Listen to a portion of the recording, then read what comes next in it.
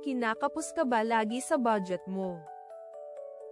Extra income na safe at sustainable ba hanap mo?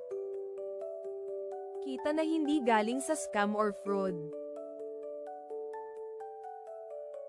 Kikita ka na, makakatulong ka pa sa kapwa mong nangangailangan. Ang project na ito ay collaboration ng Legacy and Service o LS Team, at KBS Platform.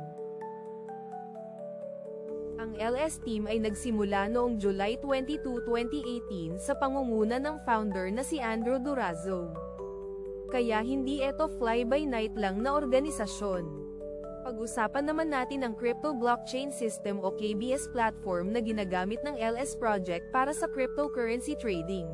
Ang KBS ay registered bilang Money Services Business or MSB sa United States Financial Crimes Enforcement Network ng Treasury Department.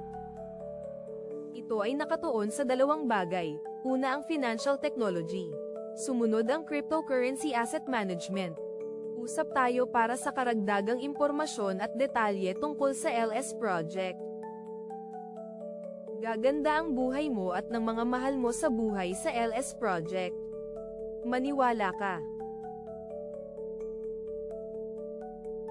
Let's chat sa Messenger, WhatsApp, Telegram, Viber or email. Ito na ang simula ng pag-angat mo sa buhay. Chat soon. Maraming salamat po.